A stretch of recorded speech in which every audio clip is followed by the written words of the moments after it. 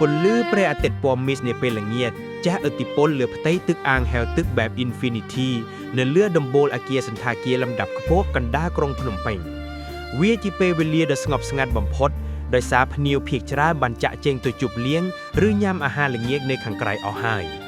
នៅក្នុងអាងទឹកដែលមានកម្ដៅអ៊ុនៗមានតែមនុស្សពីរនាក់ប៉ុណ្ណោះគឺច័ន្ទនិងស្រីនាថច័ន្ទដែលជាបុរសដែលមានរាងកាយមាំមួននិងមានកាយវិការទន់ភ្លន់បានហែលទឹកមកជួបស្រីនាថនៅកណ្ដាលអាងស្រីនាថឈប់ហាយនឹងគែមអាងសម្លឹងមើលទៅជើងមេឃដែលពោពេញដោយពណ៌ទឹកក្រូចលឿងនិងស្វាយលាយឡំគ្នាទឹកអាងដែលហូររឹមកាត់តាមគែមអាងបង្កើតបានជាសំឡេងតន្ត្រីធម្មជាតិដ៏ស្រទន់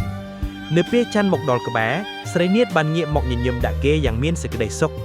គេមិននិយាយអ្វីទេតែបានលូកដៃទៅចាប់កាន់ដៃនាងយ៉ាងកក់ក្ដៅ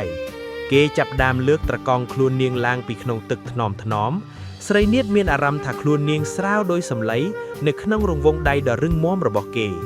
ដំណក់ទឹកដែលតោងលើស្បែកដ៏រលោងរបស់នាងចែងចាំងដោយគ្រាប់ពេជ្រក្រោមពន្លឺព្រះអាទិត្យលិចច័ន្ទសម្លឹងមើលភ្នែកនាងដោយក្តីស្រឡាញ់និងក្តីប្រាថ្នាដែលមិនអាចលាក់បាំងបានគេអោនមុខទៅជិតរហូតនាងមានអារម្មណ៍ដល់ដង្ហើមដ៏ក្តៅរបស់គេស្រីនាថបងស្រឡាញ់អូន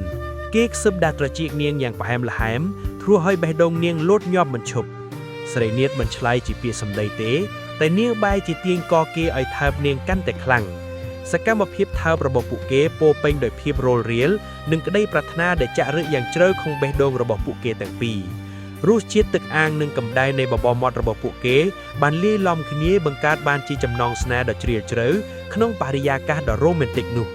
ស្របពេលដែលពួកគេកំពុងក្រេបជញ្ជក់យកភាពផ្អែមល្ហែមពីគ្នាទៅវិញទៅមកព្រះអាទិត្យក៏បានលិចបាត់ទៅក្នុងផ្ទៃមេឃ